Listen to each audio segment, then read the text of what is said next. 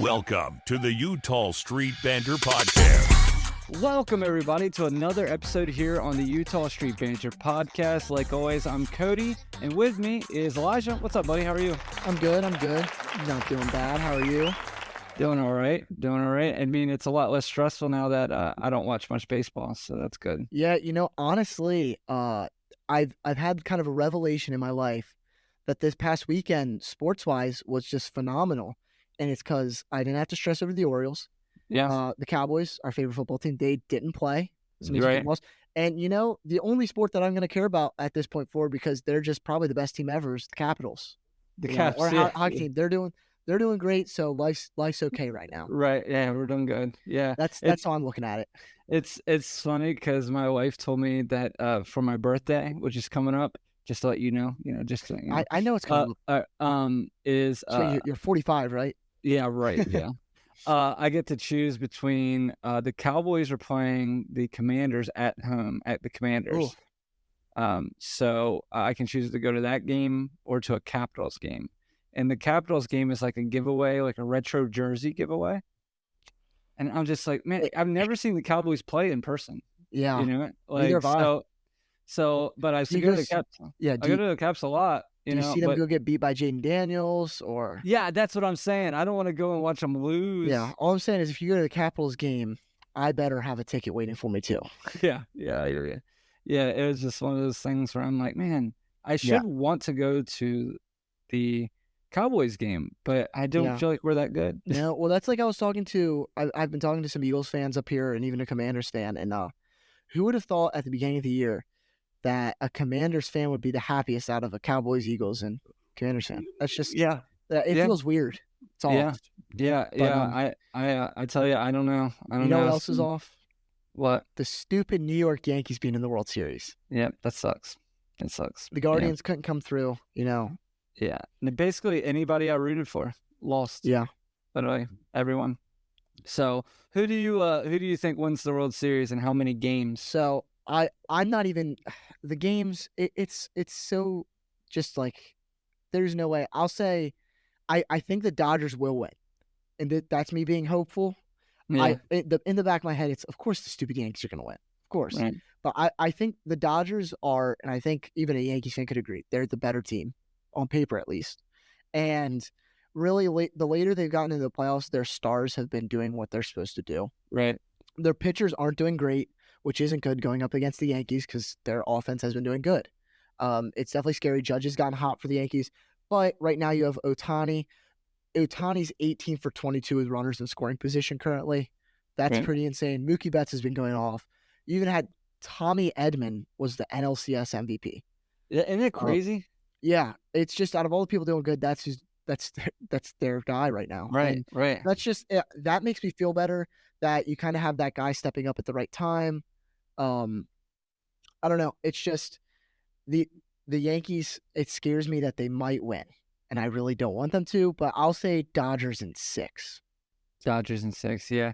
I am going to say... You have to say Yankees now because I said Dodgers. Yeah, actually, I was going to say it the whole time. I say Yankees in 5.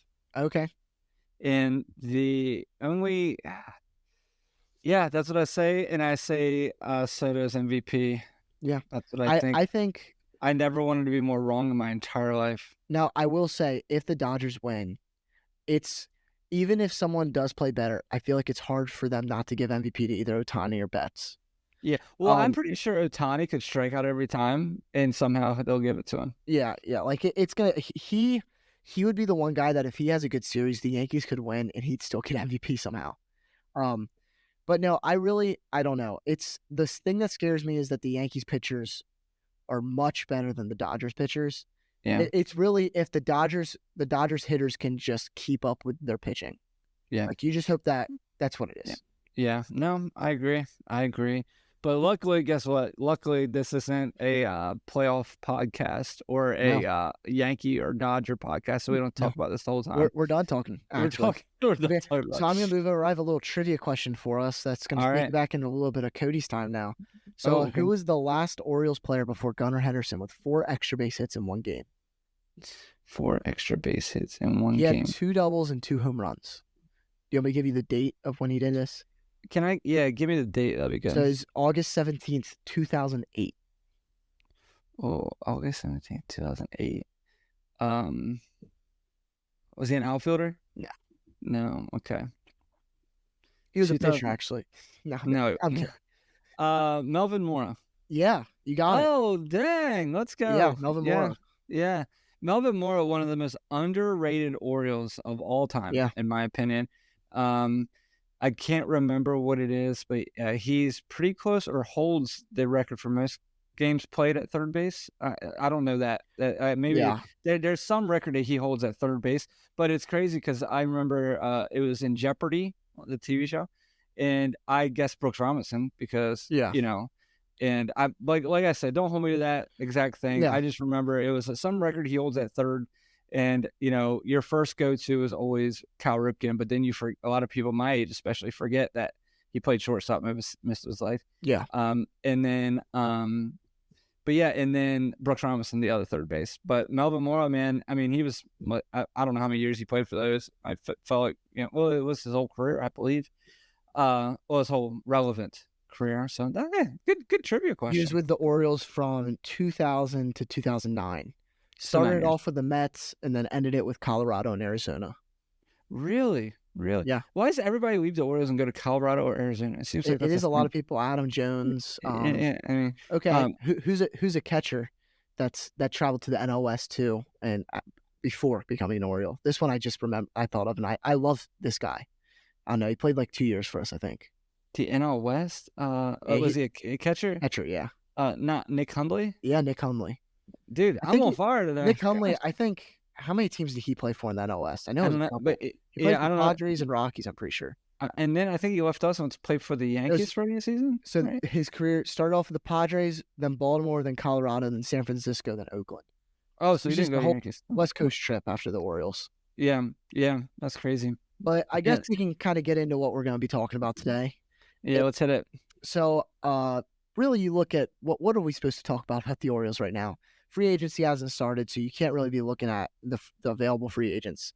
We don't know how much money we're going to be spending, but the interesting thing to look at is how much kind of guaranteed money the Orioles have tied up right now, our free agents that are leaving us, and some of our options that we have available. Because we actually have 5 players with options, and all of them are club options. So we're kind of in a really great spot with a lot of these guys. Okay. So just to start it off, we have 2 guys guaranteed money that aren't arbitration. So the Orioles, obviously, of our 45 players that we have on payroll, 35 of them are in arbitration. They're not arbitration eligible yet, just of the sorts. They're too young to reach free agency.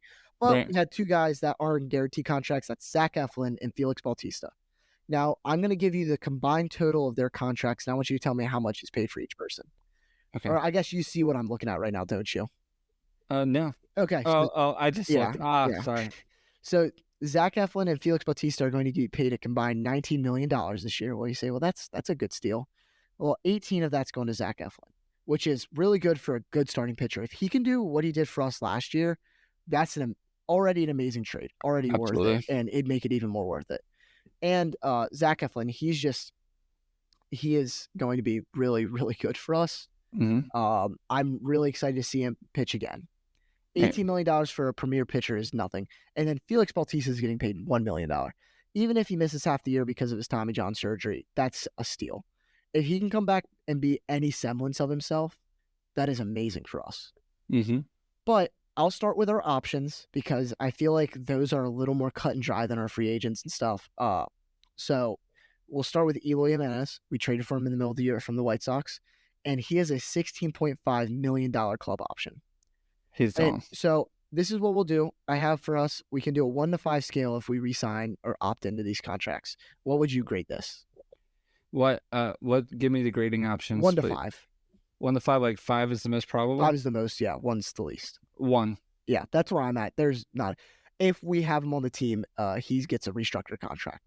The thing that sucks is he does have a $1.5 million buyout for his option if we just want to cut him.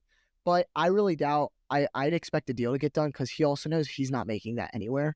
You could maybe see a restructure of like a 2-year, $10 million maybe. I don't even know if he's worth that. That's still a little pricey. When the Orioles, I'm assuming we're going to be trying not to spend a whole bunch of money. We'd want it to be someone like him's not really worth the money. Next guy's Ryan O'Hearn. This one's very interesting to me. He has an $8 million option. Yeah. I say 4. Okay. Well, hold on. 4 would mean we're probably going to keep him, right? Yeah. All right. So no. I'll say a 2 because I think that we don't sign him and then re-sign him. Okay. I don't know if that would happen just because he might be worth more than $8 million. Maybe. But not to the Orioles. That's what I'm saying. Is you got to think he could go to out of 30 teams, he's a major league starter on probably 8 maybe. Okay. And I think he can make more than that on certain teams. Yeah. With us, I don't think he's worth that. Right. And that's nothing against him. It's just if you're going to have Ryan Mountcastle keep on playing, if Kobe Mayo is going to be getting reps at first base, if we have Ramon Arias, if Emmanuel Rivera sticks around for next year and can play some first base, even if Heston Kjerstad mixes in at first base, I think there's just other options. I'm going to put it at a 3 though, because I think if we go after some other free agents, he's money that we might not continue with. Right. If it's a thing where, okay, well, we can re-sign Anthony Santander, but now we're a little bit over and we need to get rid of O'Hearn, I think that's a viable option there. Next, moving on is some pitchers. We have Seranthony Dominguez with an $8 million option.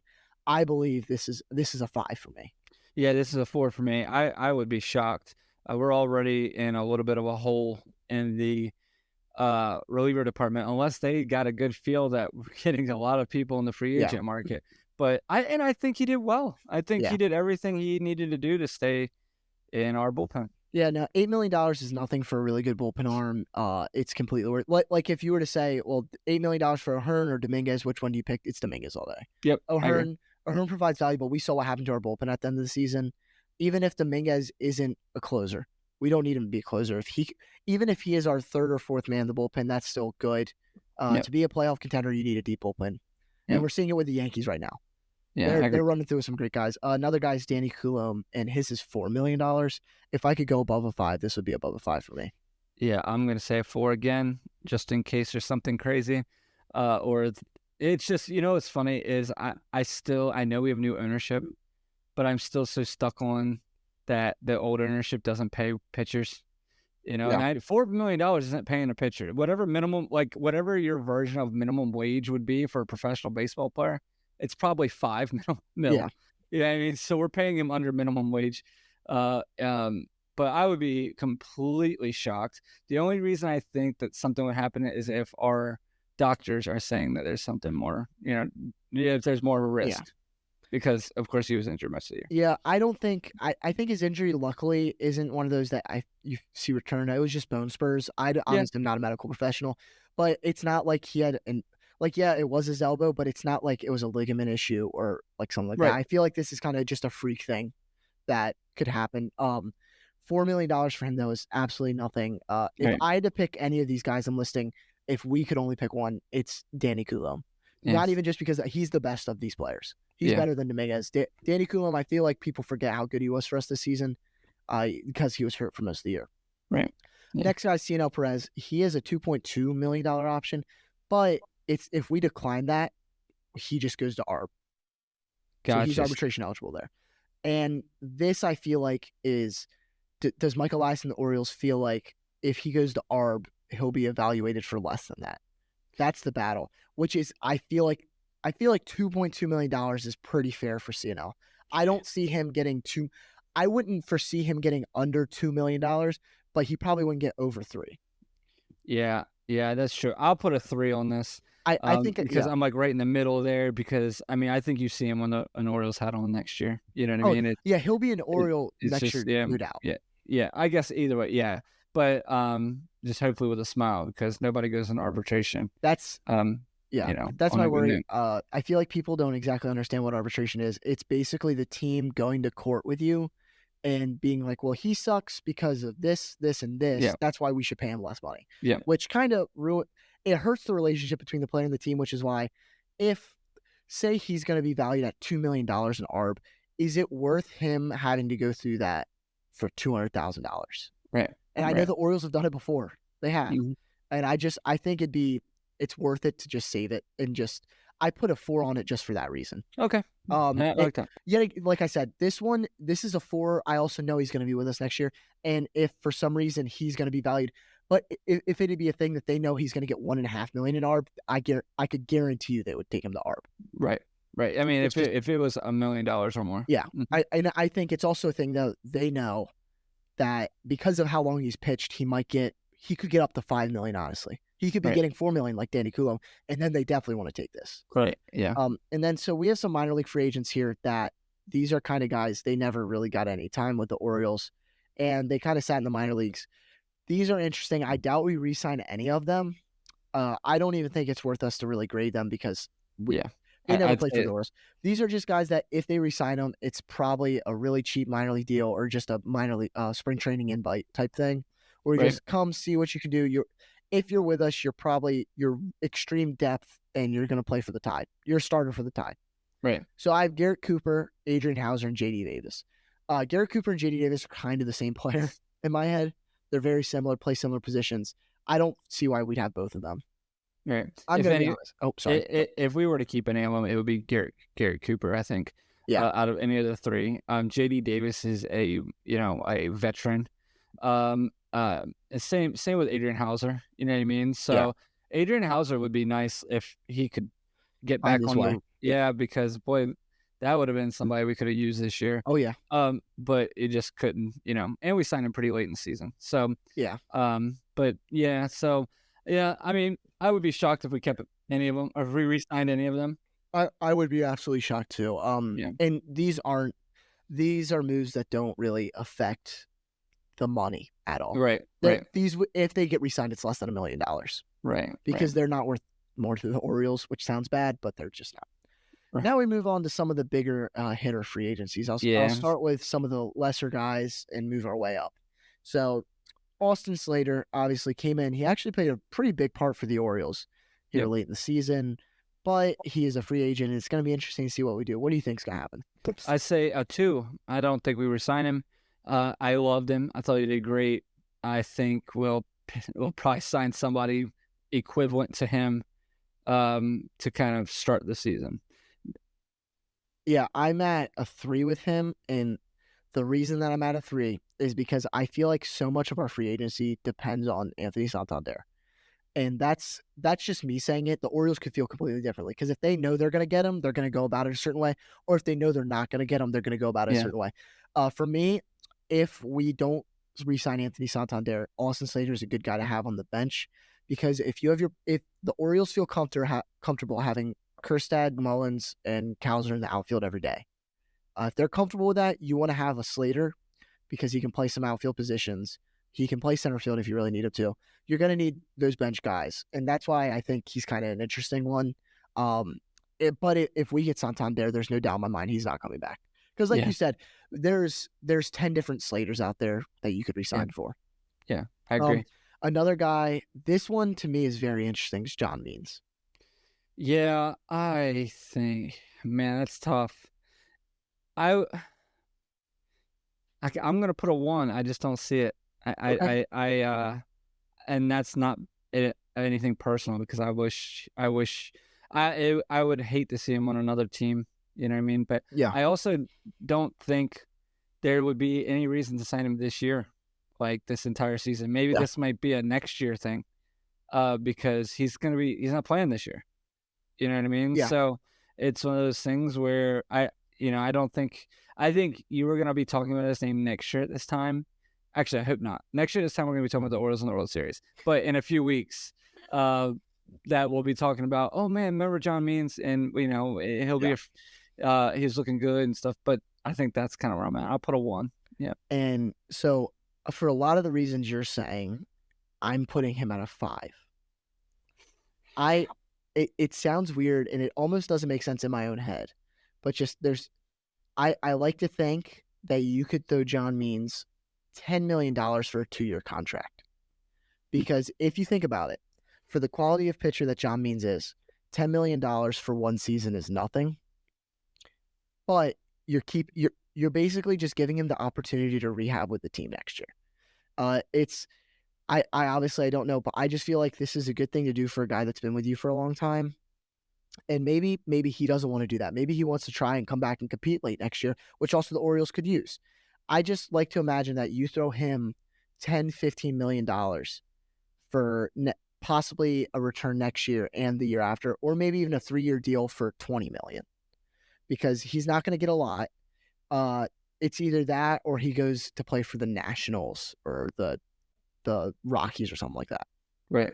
Because I don't think another contender that's not the Orioles is going to take a chance on him. God, don't put him on the Rockies, man. He'd be shelled there. Yeah. Yeah. But hopefully you're right. Hopefully you're right. I really like him. I really want him back. I mean, a lot of memories with John Means. Absolutely. Okay, here's another piece of trivia. So John Means, right? through this is something weird that I always remember. So John Means threw the most recent Orioles no-hitter, right? Yes. Okay. Do you remember who it was against? And do you remember the reason that he didn't throw a perfect game? Who was it against? I was watching it. Was it the Mariners? It was the Mariners in Let's Seattle. go. My God. Now, why was it not a perfect game? This one I don't think you're going to get. Ninth inning walk. I think it was the fifth, sixth inning, something like that. I don't remember when the game. Pedro Severino, great Orioles name there, catching, right? On a strikeout, Pedro Severino misses it, goes behind him, and they get a strikeout, and the guy gets to first base. Dang, dude. Dang. Okay, moving on. We'll go. I can't believe it. I'm just. That's the first trivia question I've gotten wrong, by the way. Just want to point that. Yeah. Well, that is a pretty specific trivia question. But right. So next guy is James McCann. All right.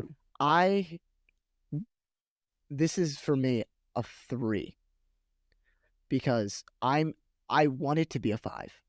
I want to see James McCann as an Oriole next year. He did fine. He actually did really good towards the end of the year. Looked terrible in the playoffs, I will say. Had some of the worst at-bats I've ever seen from an Oriole in the playoffs, in my limited knowledge of Orioles in the playoffs. But he did really bad in the playoffs. Had a great September, pretty good August. Did what we needed. He was a really good leader. And when you look at it, he was, you say he's our backup catcher. He caught a lot of games this year. Yeah, Adley was DHing 2-3 times a week. He caught a lot of games. Yeah. And I think that's someone that's really important. If Adley struggles again, you need someone like him. You need a leader. You need a veteran presence. I saw some articles and stuff that from players that were coming in, I think in the trade deadline, not anonymous stuff, saying that James McCann was running the clubhouse. He was the leader there.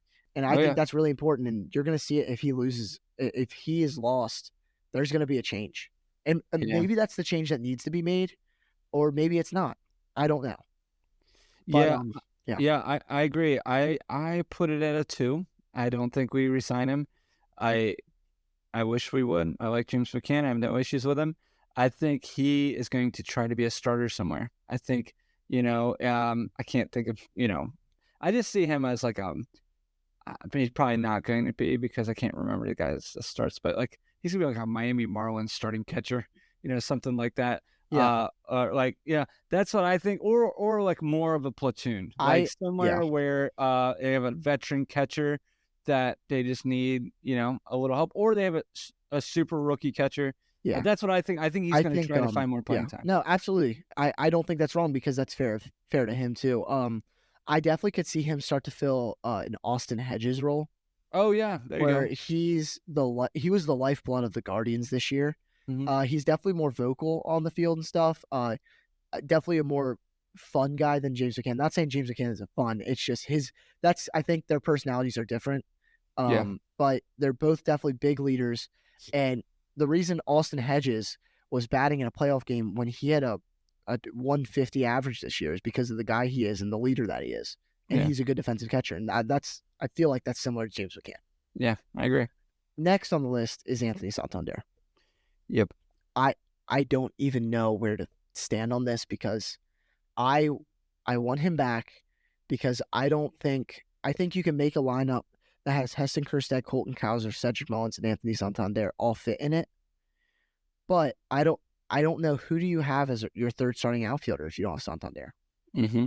Unless we sign somebody else, which is a very big possibility. We could go out and sign someone else. And we'll get into that another day of all the people that we could sign. And I feel like a lot of the people we're going to be saying is, well, we could get him if we don't sign Anthony Santander, or we won't get this person because we're signing Anthony Santander. I'll say a 3. I just wish I could be in the brain of Mike Elias and just know what he's thinking about this. Yeah. I say a 1. I am really nervous about this because we've been bit so bad by this type of player, like with this type of contract, because this just reminds me so much of the Chris Davis, because this is the big year that just my man shells out. He's boom or bust. He had a lot more boom this year than he's ever had, ever. He plays a decent outfield, decent defense. I love Anthony Santander, so please don't. I'm just being devil's advocate here. I'm trying to be this perspective as far out as possible. I don't want to overpay for him and it screw everything else. That's the way I'm thinking about this. I say a 1 only because I think that he's going to try to get paid and he deserves it. Yeah. I get it. He's never been paid. So go do whatever you want to do. I hope he's one of those players for real. Like you like to see his name on the back of jerseys at the Orioles Stadium. So not just because I'm saying a 1 and I sit on my points doesn't mean I hate the player. I just am trying to be realistic. Does that make sense? Oh no. Yeah, totally. That's what scares me though, because if he does want to go get his money, he can find it elsewhere. Yeah.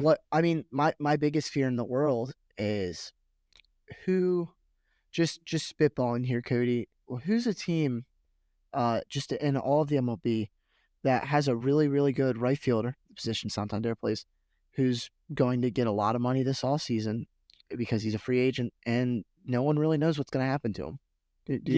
I agree, and it would be a cheaper option for him probably because you're talking about the Yankees and Juan Soto. Yeah, I agree, and he's switch hitter. Could you imagine? I mean, Santander, the amount of times he pulls the ball, he'd have 45 home runs again next year. That's what's.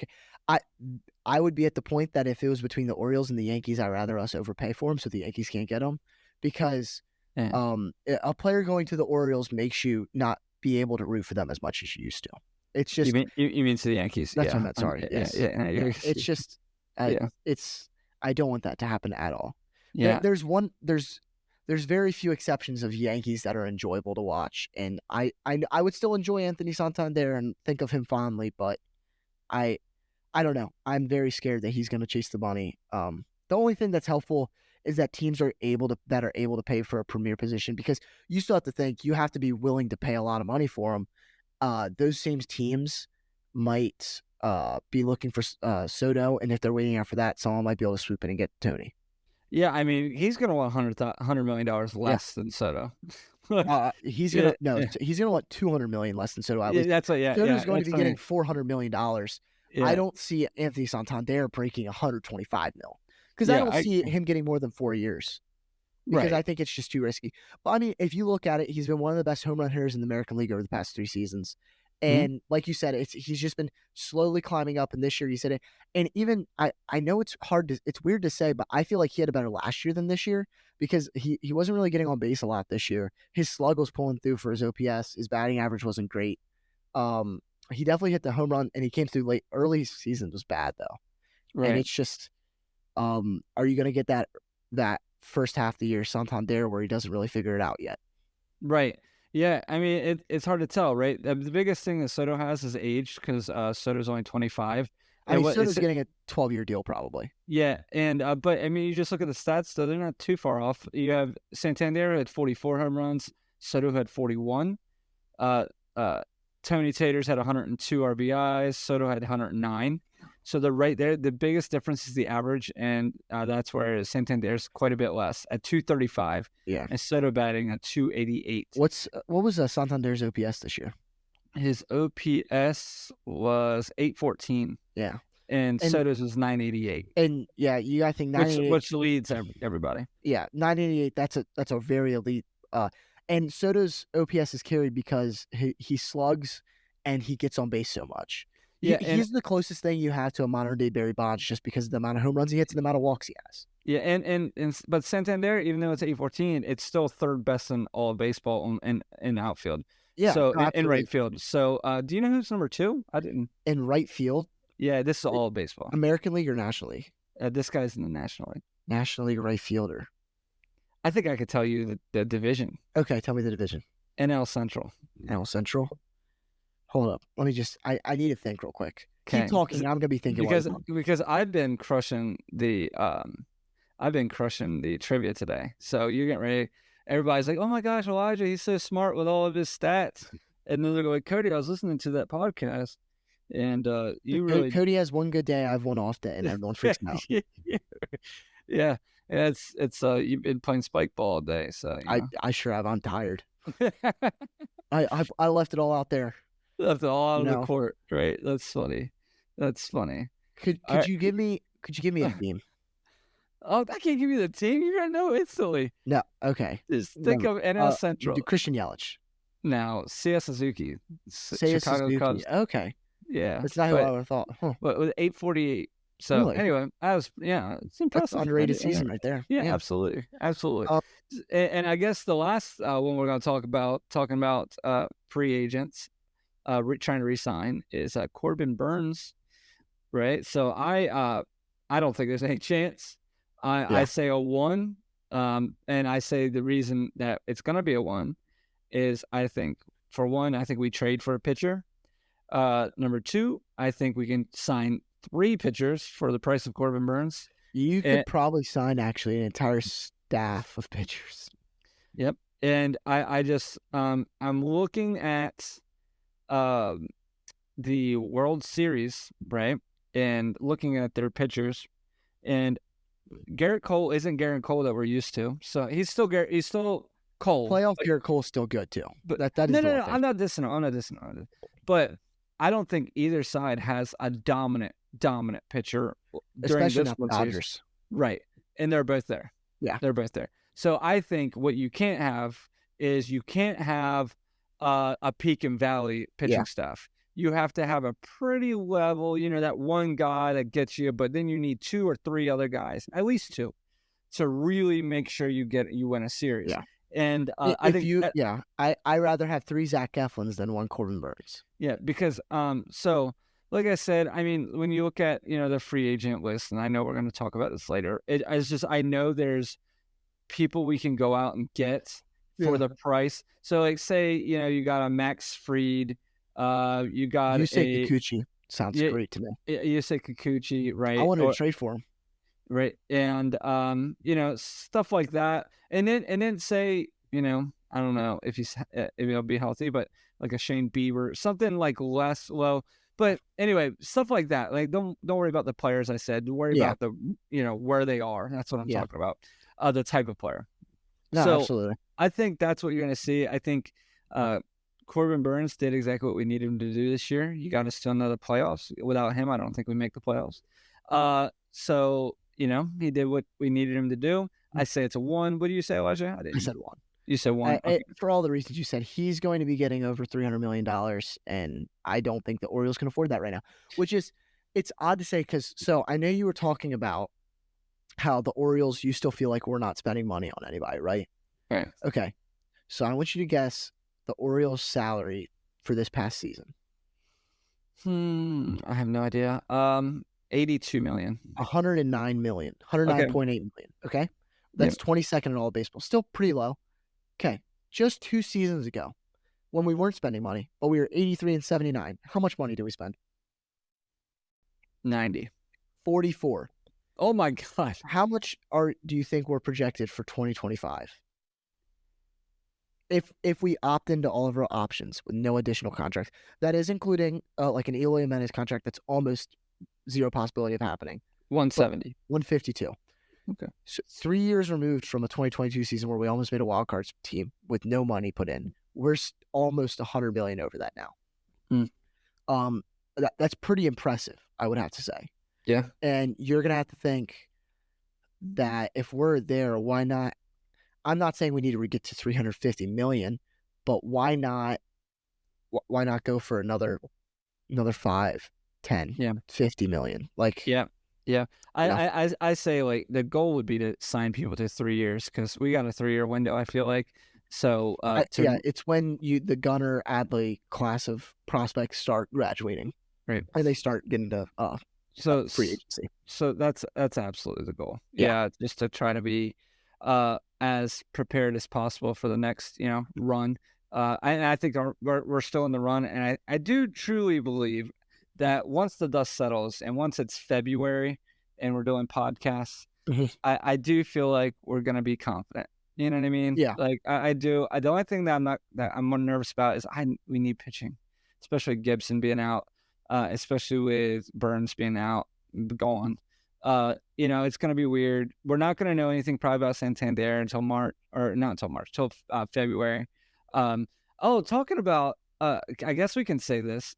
You had some cool news that you're going to get. You're going to get to take the Utah Street Banter somewhere this winter, right? Yeah, I sure am. I'll have to make sure I'll take some videos. I don't know exactly the whole schedule for when we're going to be there, but in December, the 7th to the 10th, me, one other person from my school, she's another sports media major, and one of my professors were actually heading down to Dallas to go to the winter meetings. Nice. Yeah, So just remember, you got to get a key card that just works for every meeting room. Okay. So, yeah. Well, my plan was just just to go. I'm going to carry my briefcase around with all my resumes, and I'm going to go find Mike Elias and just hand him this is the only one that matters. Hey, so you know what you need is those big like press passes that you put around your. Yeah. Well, I'll have one. We need to make you one, but with our name on it, and be like, so like when you say when you ask a question, but yeah, hi, this is Elijah from Utah Street Banner. So yeah, Hyde, what are you thinking about? We're gonna do. I guess Elias would be the guy. Yeah, Elias, what are we gonna do with? And no, it's gonna be cool. I'm really excited. I'm excited because, for you. It's a really great opportunity. I've been trying to get some more internships, just trying to work out because obviously I have the internship sideline reporting for Black Diamond Sports Network. You can listen to that on radio station Sirius XM online. Just DM the Instagram or Facebook, and we'll give you the link. You can go ahead and listen to that. But I'm just trying to build up the resume and stuff. And this is just another thing. It's gonna be pretty cool to go to. Meet some cool people. There's a lot of different people in baseball media that I've kind of looked up to. Obviously we started our own little thing here, but we're still nothing in the grand scheme of things, really. And just to think that I'm at this point where I get to do this, and even us now, when I get to put on a resume that I have a podcast that has almost 1,000 subscribers on YouTube, that's pretty cool. Yeah, you're killing it. Yeah, I mean, it has nothing to do with me because you're. Well, I mean, it's part of it's both of us. I swear, I'll just mess with it. Both of us. I'll just mess it. Don't worry. Hey, if for some reason Mike Elias does see my resume, it does say on there that me and my uncle started the podcast. There you go. It mentions you. It doesn't mention you by name, but you're there. I get like 40%. Yeah. You know what I mean? Just remember that. Okay. Yeah. So you get 40%, and then you just pay for my housing wherever I am. It's like if I have an internship with the Orioles, you just pay for a house in Baltimore. It's gonna be a tent. I mean, okay. I've been. If you've been in Baltimore, there's some places you put a tent. I've seen it. That's very true. I'll get you a nice pop up. Oh, nice pop up tent. All right, guys. Well, thank you so much for joining us again on another episode here on the Utah Street Banner. I know this isn't the podcast that we wish we were having this time of year, but it is what it is. So we got to make the best of it. Yeah. I've got a busy off season, so let's make sure you stay with us to stay up to date on everything. Yeah. Remember, we're doing every other week, and I think the next one, we're going to do a fun one. I think we're going to step away from. Absolutely, we have some really fun ones in the works. I think next episode when we're getting like Messina and Palmer and all them on. Like, we were gonna get Messina on. He just wasn't. I told him he wasn't an Oriole for long enough. You know what I mean? Yeah. So, and surprisingly, guys, we were much closer to getting Mike Messina on the podcast than you actually think. Yeah, right. Yeah, that one's not so insanely far off. Right. The rest of them are. Yeah, Palmer's that's a far off one. Yeah. We gotta teach him how to get on a laptop. Yeah. Oh, that's terrible. Kevin Brown would have to be able to walk him through the whole thing. Yeah, he would. Yeah, he would. Well, everybody, thank you so much. Like I said, we'll be back in 2 weeks. And please make sure you subscribe to our channel, subscribe to or follow us on all our socials, just to stay up to date so you can know when we're posting our new podcast. We're on Facebook, Instagram, and X. And then remember to subscribe and everything to our channel here on YouTube. Yeah. And if you guys ever want to have any suggestions, comments, anything, just leave them. We'll respond. Absolutely. Yeah. We always want Thank you. feedback. Absolutely. Thank you guys so much. And have a great rest of your day, guys. See ya.